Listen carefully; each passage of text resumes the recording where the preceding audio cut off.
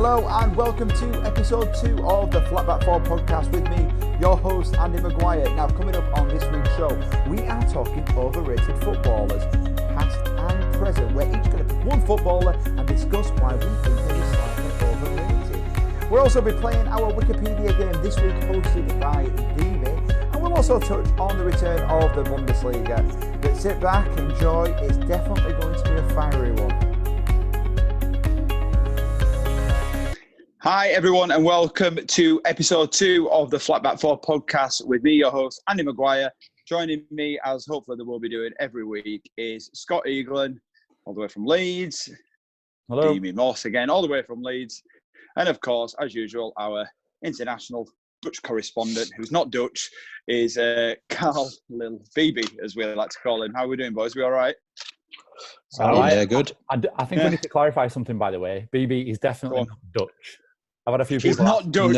Asking. He's not Dutch. Yeah. No, not with this Yorkshire accent, anyway. Who asked that? A couple of people. A few people.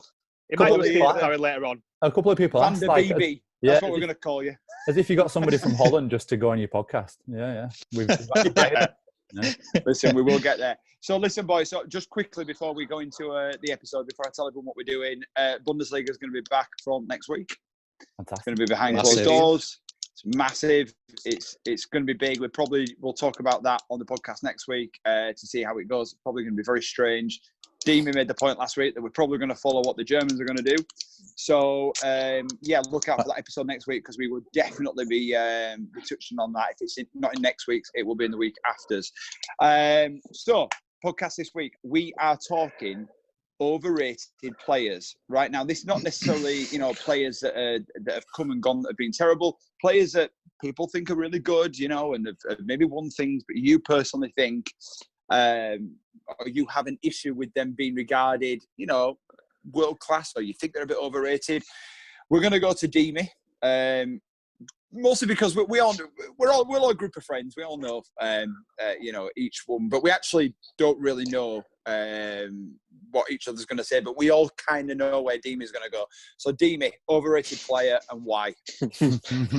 Well, first of all, I'll clarify. Obviously, I'm a little bit biased because I'm a Leeds United fan, and this player does play for the sworn enemy. But he did play for. It's Wayne Rooney. Now, obviously, everyone says, yeah. There's people. If they're watching this now, people are either shouting or agreeing. So, go on then. What in your opinion? What is the opinion of Wayne Rooney? Well, I don't feel there'll be many people agreeing with me, but in my opinion, I mean, the stats speak for himself. He's England and them lot's top scorer. Which is fair enough. But for me, for England, so start off with England, he scored 53 goals in 120 games. Mm-hmm. Which obviously, he's done more than anybody else has done. That's fair enough. You're talking a good chunk of that is against farmers, postmen, and mechanics. Your qualifiers, I know you can beat what's in front of you. I know you like to do that. Score what's in front of you, I get that. But most of his goals are against these. 2004 Euros. Unbelievable, wasn't it? In them group stages, even I'll say, best player in tournament for group stages, without a doubt. It burst onto the scene, got injured, which is unfortunate. Since then, he's been in 5 tournaments, Euros and World Cups, scored 2 goals. He scored 4 goals in that group stages, scored 2 goals when it matters the most. Now, you're world class, you're big players, they step up in them kind of things, don't they? So you've got even your Ronaldo's for Brazil, your Ronaldo's for Portugal, your Zidane's for France. Obviously, Zidane's a different level, but they step up at these major tournaments. And Rooney, let's face it, he never has done. He's been captain as well, and we haven't been very good apart from last World Cup, which is fair enough. But as a captain, as a talisman, he's got to drag your country through it, which he never did. Harry Kane has now scored 32 goals in 45 games. So Rooney's record is not going to be there long. He's not going to be there long. And obviously, he's only scored, with qualifiers, he's going to be scoring against these kind of teams as well. Harry Kane only scored against farmers too? Yeah, no, that's what I said. He's only scored against them teams as well, which is fair. Right. But he scored a fair few at last tournament, didn't he, though, Scott? No, a lot of penalties. The Panama game was, I think one went in off his ankle, did it? Which was, don't get me wrong, it was so beautiful to see. But all right, I'm just going to have first response, boys. So I, of course, did my own little stats because I knew Demi would be, you're right, and you have picked up on that. But I argue as well. It was currently 491 appearances, 208 goals, 103 assists. That's it. 311 games he's contributed to in all his club career. Okay, I know you're talking about England, which is fine. That's fair enough. I'll go on to that after. 39 Champions League goals, which is no slouch, really. He was Player of the Season, 09-10, five times Premier League champion. One time Champions League, one FA Cup, one Europa League. He was top scorer in 2 seasons. FIFA World Club, 3 League Cups.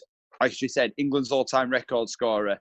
Are you only talking about Rooney at that level for international? And if that's the case, again, you can argue that it wasn't just Rooney. We had the so-called golden generation that didn't do anything. You could argue, Frank Lampard, world-class player, but, for England, it was finding that balance, Paul Scholes, John Terry, Rio Ferdinand, Joe Hart, Steven Gerrard. You're going to throw keepers, Steven Gerrard. So are you basing your facts solely on international with Rooney? Well, no, his record speaks for itself. I can't argue with the numbers that he's saying, even when he's playing for club career. I can't argue with what he's done. Man United's all-time high scorer, and England, he beat Bobby Charlton, and that's stood there for a long years. I know. I just think the difference between I'm not going to say he's not a good player. He's a very, very, very good player. He is, no doubt about it. You can't not be. But the levels between your world class, your big time players. So in regards to his club career, he's been involved in 9 finals, cup finals. Okay. Mm-hmm. That's without the Europa League, though, because I did forget about that, to be fair. So I will say that. Yeah. 10, but I don't know if he scored in that Europa League. I don't know that much about that. He probably scored a couple. Right. So in them 9 finals, he scored in 3 of those finals. Okay. So I'm comparing. I think that's quite good. I'm comparing him to big time players, like your big, do it every time, Didier Drogba. He was involved in 8 finals. He scored in every single final. Yeah, fair enough. Drogba was a big game player. At the time with Drogba as well, there were goals that meant something. They meant equal. I'm just saying as an example, that Champions League goal in that final. I mean, who else is going to score that either? Who else is going to step up? Who else is going to step up? I just think. Are you just saying here that he's not a big game player? I'm saying he's not. To be considered world class, you step up in the big tournaments, and then again in the big finals. He's got in the Champions League final, didn't he? He scored when the game. When they lost. Yeah, when they lost, and he was fantastic. Yeah. And I thought he was fantastic that game. One man can't be held accountable for a team's loss in a Champions League final, can they? No, but what I'm saying he did his part as a striker and scored the goal. Right, fair. But what about all the other finals? He's been in 9 without the Europa League. You still could argue though, 9 and 3 is not bad at that elite level. I think the thing with Rooney is I think he's a victim of his own versatility. I think he's later on in his career he's been played CDM, just behind striker, out on the wing. Only for a few latter years. True, but it would also go looking for a ball. I think one thing that we can all say about Rooney is I think he is that type of footballer that back in the day, he played the game for free. He just loved football. So if you'd have said to Rooney, play right back, he'd have played right back. He would have. I think we all know that Wayne Rooney, in general, loves football. But he was, and he even says now, I think he was on an interview saying that he didn't feel like he was as selfish as maybe he should have been, which is quite frightening considering he's England's all-time record holder and Man United's. So the stats can't lie. The stats don't lie. Those stats can't lie. I do agree with you on some things, and I do think for England, but I do think more footballers like him can be held accountable as well. What do you reckon, BB? Rooney, do you rate him or not? Definitely rate him. Great player. I think in the last 15 years, would he push for your all-time, maybe English 11, but would he make your Premier League 11? No. No? Okay, right. Scott, no, he wouldn't. Probably won't make the best Premier League 11 ever. I wouldn't say he's overrated. I think he's probably about right. You can't argue with his stats, can't argue with his goal records for England and Man United.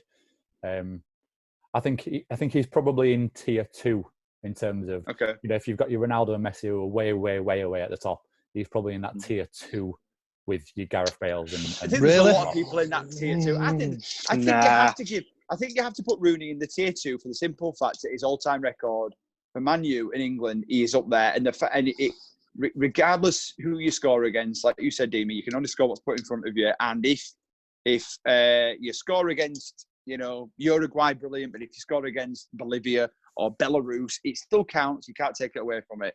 But fair point. And I think we all agree that he was a good player.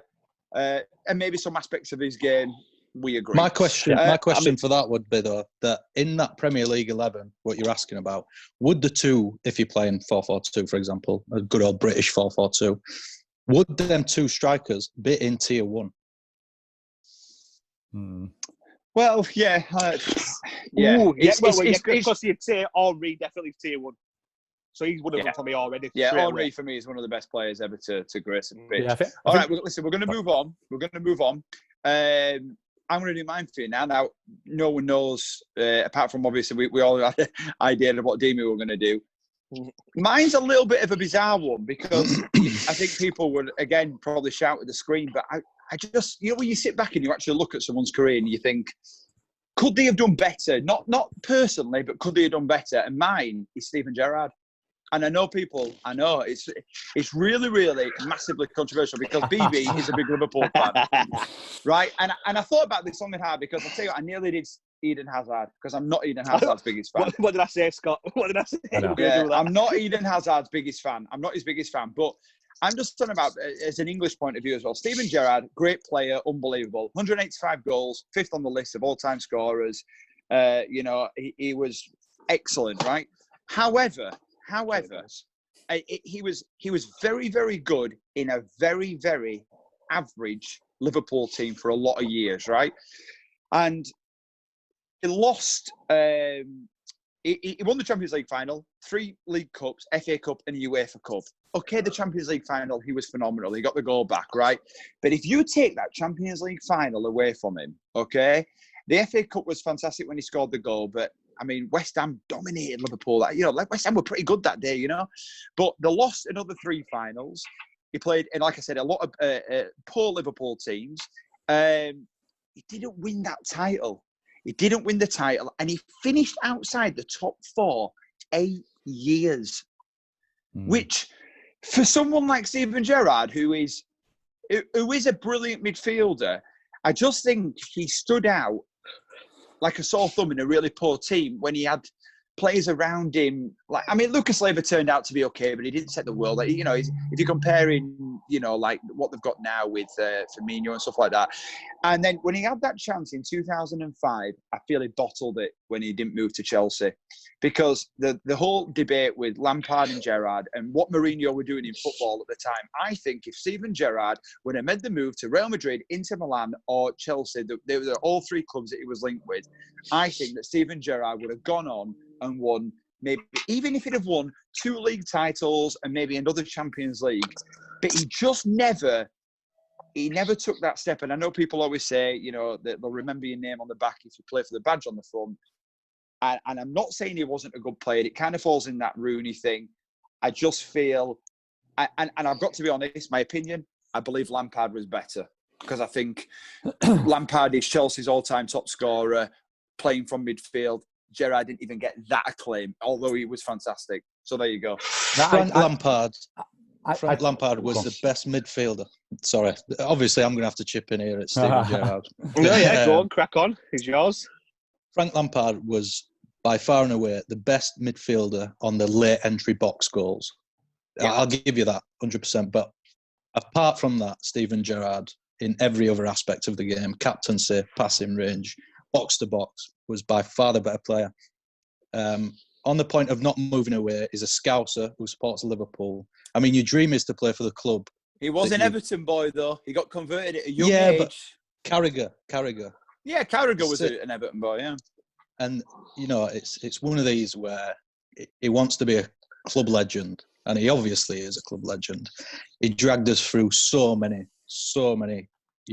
tough games with, like you rightly said, a poor Liverpool team. And we had a poor Liverpool team for a long, long time in a very competitive Premier League. Years as well, in his peak years, And they bottled the title twice, 2009 they were doing really well, and then obviously the incident, the slipping incident, which is just drastically unfortunate, but they count, man. They count. Medals count. Lampard looks back and he's not bothered about being, he's a West Ham boy, but he made his name in Chelsea. I just feel that in such a short career, you've got to take that leap sometimes, that leap of faith and go join a club. Agree.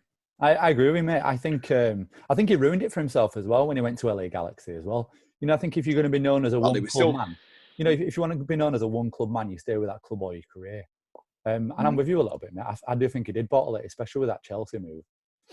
I think and you actually saw it. You saw it on the when he did the soccer boxing with Gary Neville. We were talking about the move, and how he would nearly. Yeah, he said he was speaking to me. So he said. So for me, if you're thinking about it, you had your heart set on going, but then you think, I don't want to. If you went there and it went wrong, then he's completely tarnished. So, Jamie, what do you think? Right, I think class. It is class. I just think he's a victim of his own loyalty.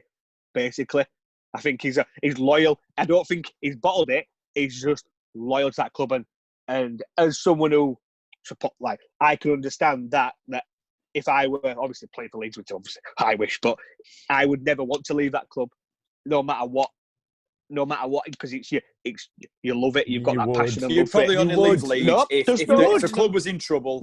If the club was in trouble and they needed to sell you, you'd probably do it to help the club. How many times have we spoke about this? And you've always said to me, if you play, you'd go to them lot. Not a chance. Not for no amount of money. Mate, when you're a footballer, supporting goes out the window.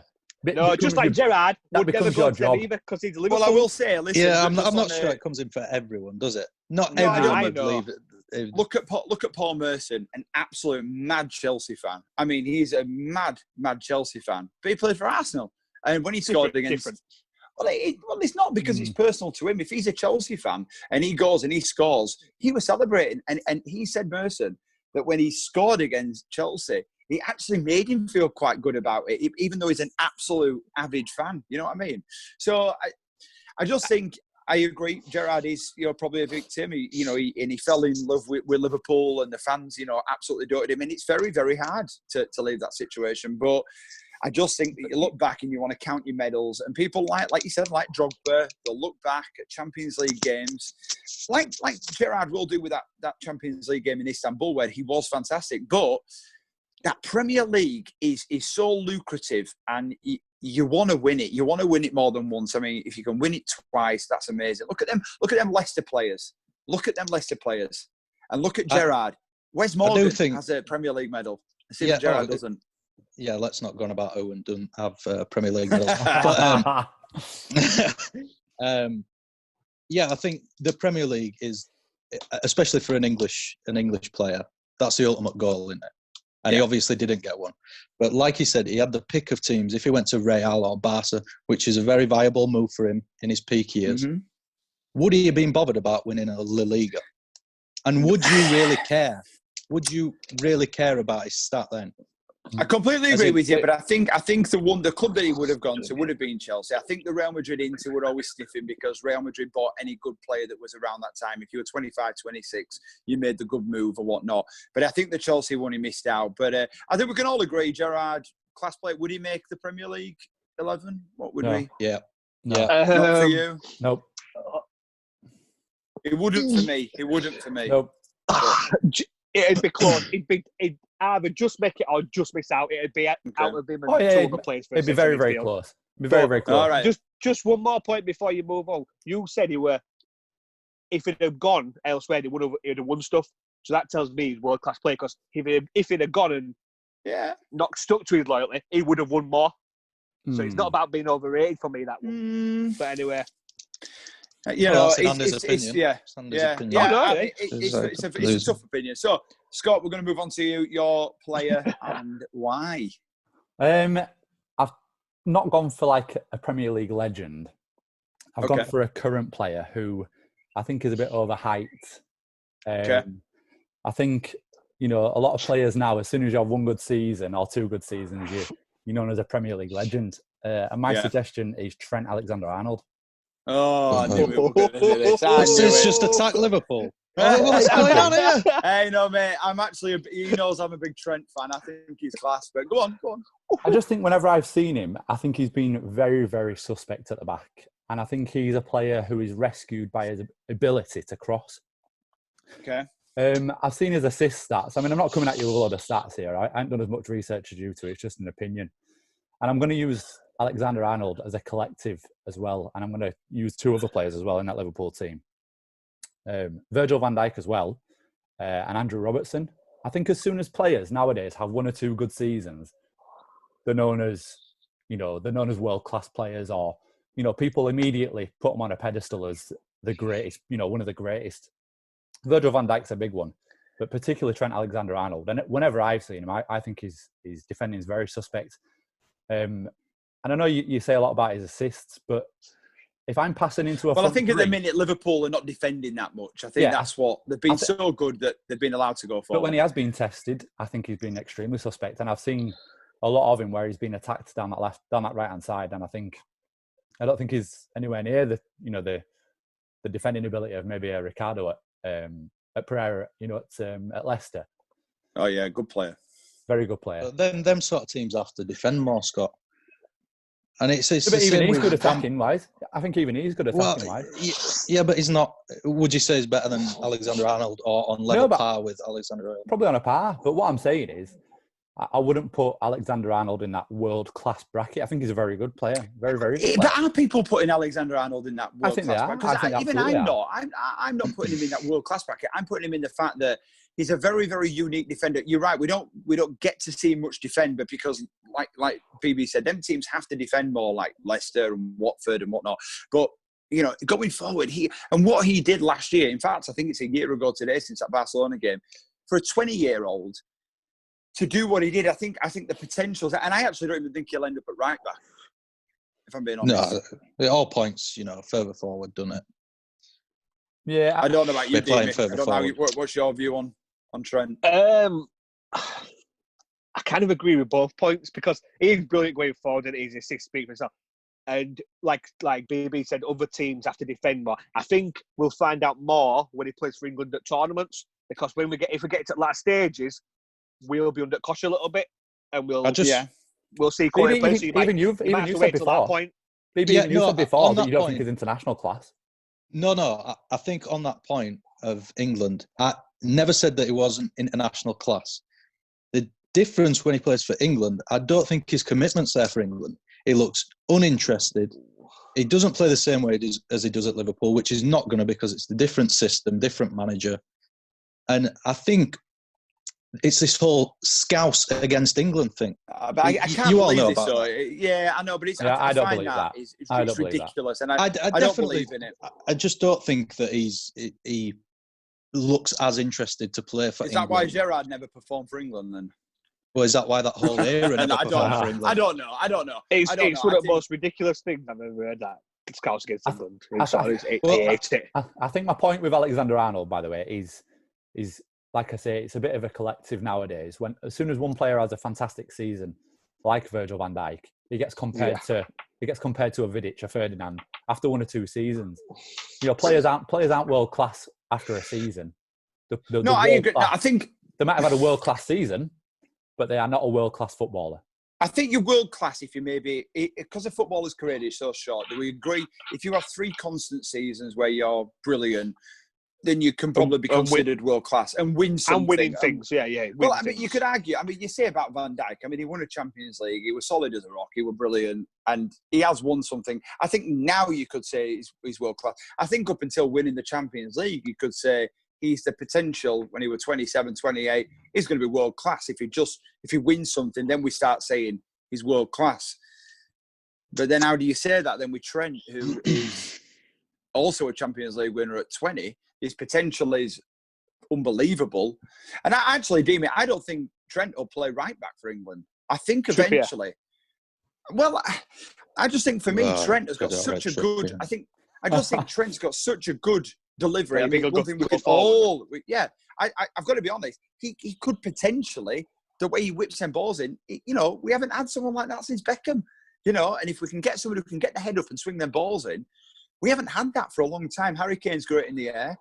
So for me, It's I what- think Trent is going to be moving a bit like Pep Guardiola did with Thiago. He moved him.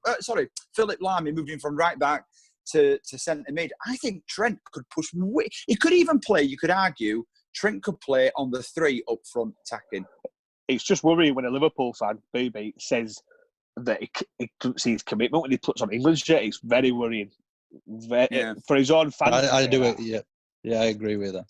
I agree. But he's young though as well, and I think maybe, like you say, it's a completely different system. I think maybe when you're that age, are you a little bit selfish when you go, well, I like playing the way that Jurgen plays, and you've got to adapt to what other managers do. If a manager gets sacked, I mean, there's going to be a chance when Jurgen leaves, he's not going to stay there forever. So then if a new manager comes in, what is Trent going to do? He's not going to sit there and go, I don't like playing. I think Trent is, he's been made to play that sort of Klopp way. I mean, I can't really name you another player within that Liverpool squad who replicates his club form at international level. Can you think of anybody? I mean, I'm thinking even England players like Henderson. I don't think Henderson's been fantastic for England. No, he's nothing like Look what he's got around him at Liverpool. Do you know what I mean? Yeah, I know, but even some of the players that in and around Liverpool, I don't think they replicate their form for international in general. Anyway, I think that's because Klopp has made them to play that sort of way. And when they change, when they go play for international teams, they're just. Well, Alexander Arnold shouldn't have an arrogant attitude then like that. If he said, I want to play Klopp way. You're playing for England, you'd be proud. Yeah. Or maybe it's not. We don't know it's that arrogant attitude, do we? I think just more. I think just to summarise anyway about Alexander Arnold, I'm not saying he's not an amazing footballer. I'm not a great footballer. I just don't think he's in that world-class category as yet. I think that's fair enough. I think that's fair enough. Again, like Trent, though, for the last year, would he be in the team of the year for you, Scott? What, for this season so far? Yeah. Maybe a toss-up. Yeah. Maybe a toss-up. Maybe what about you, BB? Yeah, definitely. Demi? You can't really look elsewhere, can you? You can't, not this season anyway. I think he will probably this year. I think his potential. I think if you're looking at like some of the best young players in the world, he's got to be up there. He's got to be in there. And as well, I mean, I suppose it's a good argument for us because he is only 2021. I mean, his potential is great. He could be, you've got Liverpool for the next 10 years and England for the next 10 years, and he's still only 31. So if he can mature and probably, I mean, he's not even at his physical peak yet. I mean, I still look at Alexander Arnold and still look quite young. Do you know what I mean? But listen, he's going to be a good player. So moving on, BB, what do we think? Who is your player? No, this is really difficult for me to say because it is a Liverpool player. Another Liverpool one. Whoa! Yes, unfortunately. Wow. And he's not classed in the world class category, but we wasn't talking about that. It's just overrated players, and I think Joe Gomez is massively overrated, especially by Liverpool fans. Wow. He plays alongside Virgil van Dijk, which is best defender probably in the world right now. So he makes him look better than what he is. I watch every single Liverpool game. He's not strong enough. I think me and Scott even argued about a VAR decision against Bournemouth. Callum Wilson that pushed him back. We're talking it needs to be stronger. Oh, yeah. His defensive positioning just looks all out of sorts at times. It's just, I know he's still young, but footballers are better younger now, if that makes sense. Oh, footballers are getting better. I dropped everyone there. You still there? That's a home studio there. Please go on, carry on. Shocked by the Joe Gomez allegations. Yeah. I just think football. When we say footballers are young now, and we just kind of forget what age they are. And how old I think he? Is he 23? 20? Is he nearly 24? Isn't he? He moved quite. When he at Charlton? Did they get him from Charlton? Yeah. Charlie, but I mean, he's young, but he's not young in the. It's almost like he was a toss-up. I mean, the whole John Stones debate. I thought maybe one of us might have had that. I think that was. I'll just like a comparison.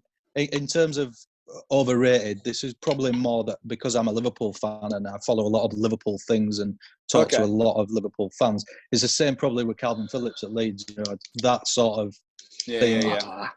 And you've got some pundits saying, "Oh, is world class, should be playing for England," and others on the other side of it. So that was mainly my. I hope we're talking about Gomez here because Phillips is nowhere near an England call-up. That's for another show. That's for another show. That's for another show.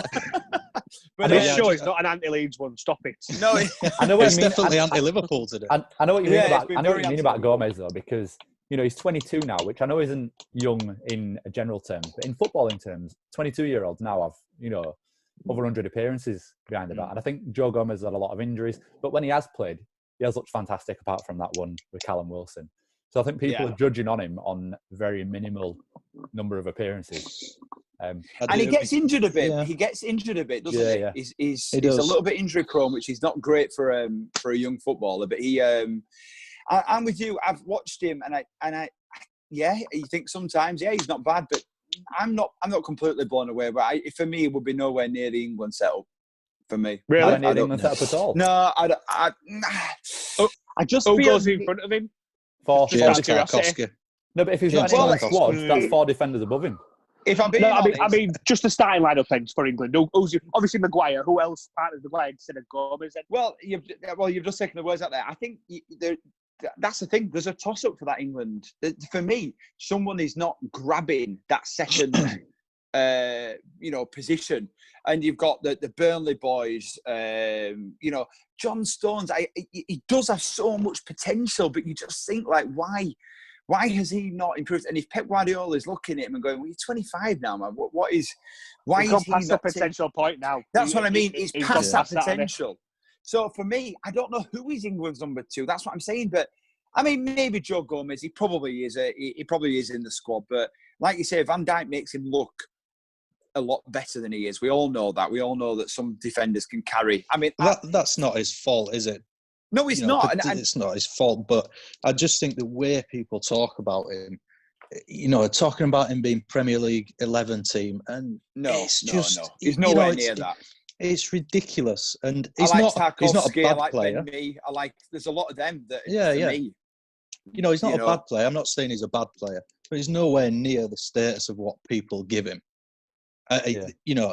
This season, last season, Joel Matip come in and do a better job than it. Yeah. Oh, I actually really like Matip. And would you put then? So, if you're not a Joe Gomez fan, would you put Lovren ahead of Joe Gomez? No. You know what it is with Lovren? He's one of the most rashest defenders I've ever seen in my life. And that's the thing. You watch him and he'll do a great piece of defending. And next thing is try to head a ball that's 2 foot off the ground. He's like that, isn't it? Yeah. What goes through his head? It's just, I think Liverpool fans are going to be hating this. Yeah, but it's funny though. But I actually, when you've watched Man United, and you see Phil Jones, and you think he has everything that he's strong, he's a burly lad. But then he goes and does stupid things. But actually, he's not a bad footballer. And when he does do something right, you go, why? If there's what it is with England defenders for me is consistency. That's what it is for me.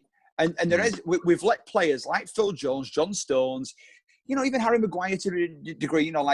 I just feel I look at the England team and I think teams look at us and think they're going to get at us there. That is where they're going to get at us. Look at us past centre half compared to what we've got now. It's just a totally different ball game. Rio Ferdinand, John Terry, Ledley King era, that whole Sol Campbell.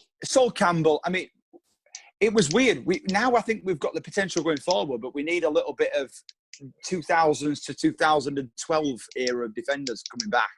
Yeah. But I'm with you, BB. I think Joe Gomez is massively overrated. I think he does have potential, but like Scott said, potential goes very quick for a footballer. And you get to 23, and if you're not starting to cut that elite level, I think, it's the same with Martial, isn't it?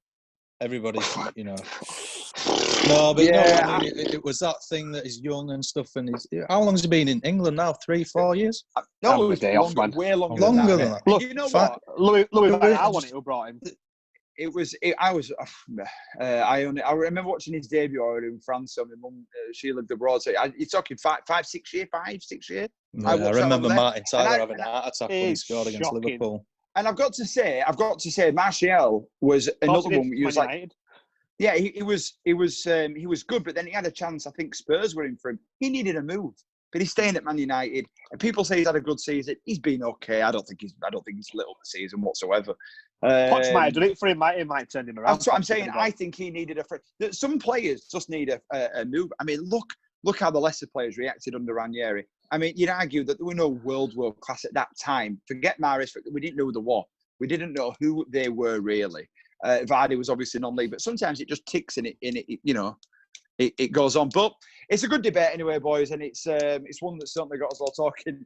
And if any Liverpool fans listen, we really don't care. Sorry, I do, and I apologise. Blame one of your own.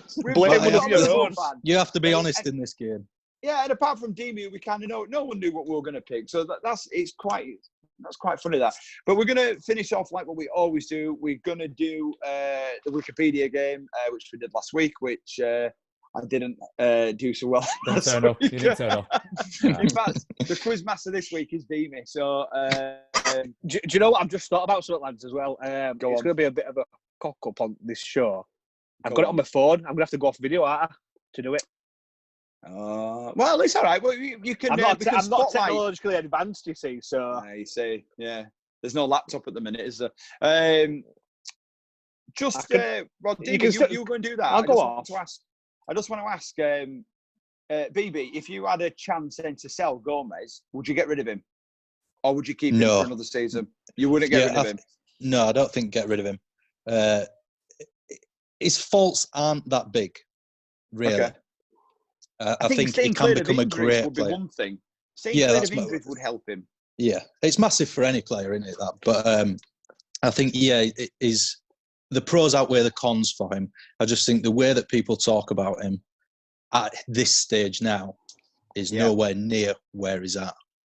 Yeah, which is why he was my overrated player. I'll just have to stay off video while I read it out to you because I've got them all up. I've got all the players up, so. All right, then. Right. So here we go then. We're on for the Wikipedia game. Deemy's doing it this week. So go on then, Deemy. Go. Right. So 99 to 2000 for Bristol Rovers. 4 appearances, no goals. Brighton and Hove Albion. 119 appearances, 70 goals. Bobby Zamora. No. Yes. Zamora. Thank you. Right. So next one is... played for that team who I don't like, 93 to 95. 9 appearances, 1 goal. He went on loan during that time as well to Wigan, 8 appearances, 4 goals. He moved to Newcastle in 95 to 98. Andy Cole. Nope. 113 appearances, 11 goals. Peter Beardsley. Who said Gillespie? Me. Oh, yeah, that's right. Yeah, Gillespie. Yeah. People forget that Gillespie played for Man United, don't they? I'm sure you were part of that swap deal, wasn't he, with Andy Cole? Yeah, the Kanchelskis, was it that era? And then they sold Kanchelskis to Everton, didn't they? Right. I'm making a rule. You've got to wait for all clubs to be listed now. Oh, because you're doing it after. You're doing it after 2 clubs. You're doing it after 2 clubs, Scott. People want to play along who are watching can't play. Okay, that's fair play. Go on then. So this one's a bit hard. No, it's not really. But 88 to 90, Torino, 7 goals, 7 appearances, 0 goals. Loan spell at Regina for a year, 90 to 91, 31 appearances, 5 goals. Then loan at Casatana, 32 appearances, 4 goals. Ascoli, 28 appearances, 6 goals, 92 to 93. 93 to 94, back to Torino, 28 appearances, 3 goals. Napoli, 94-95, 29 appearances, 4 goals. Inter Milan, 95 to 96, 32 appearances, 2 goals. Sheffield Wednesday, 96 to 99, 96 appearances, 25 goals. Aston Villa, 99 to 2000, 24 appearances, 4 goals. Bradford City, 2000 to 2002, 42 appearances, 10 goals. Yeah. I'll let you guess now because there's been a lot of clubs. Benito Carboni. That is the one, yeah. God. Benito Carboni. What a throwback. Live Scott, bloody hell. You forget as well, how old we are. 1988 with his first club. Gee, I mean, you forget that we fall in that era now of knowing players of like coming through from the late 80s. So anyone that was born 2000. No. Yeah, oh my word. So Scott's won anyway, but there's 2 left. Go on. 97 to 2004, Celtic, 41 appearances, 0 goals. 2004, he played 5 times for Southampton with no goals. 2004 to 2007, Leeds, 52 appearances, no goals. 2007 to 2013, Blackpool, 214 appearances, 4 goals. After that, Wigan for a year, 13 to 14, 20 appearances, Stephen no Kearney? goals. Kearney? No? I'll give you that one. because it's Craney. But yeah, you know who you're talking about. Yeah. Yeah. Good shout, mate. My Good God. I'm one. going to go for Jason Wilcox. How Craney was ever a footballer, I never know, especially in Premier League. But anyway. Do you know what? He actually, after us, went on and played pretty well, didn't he? Like when he was at Blackpool, Blackpool, they were really Yeah, because they got Played promoted Premier with him, didn't Premier they? Yeah, they got promoted, and he was he was like labelled as being one of like the best best players in that team. Which go on then, David. This is quite an easy one for you. So 97 to 2000 for that team that I don't like. Appearances 4, no goals. He went to Royal Antwerp on loan 98-99, 29 appearances, 3 goals. He went to Derby 2000 to 2003, 86 appearances, 3 goals. Southampton 2003 to 2006, 94 appearances, 4 goals. Stoke 2006 to 2007, 45 appearances, 7 goals. Go on then. Danny Higginbottom. Yep, that's it. Yeah, Danny. Yeah, good shout, Scott. Good shout. Good names there. Stephen. Yeah, good I throwback. don't want to play that game anymore.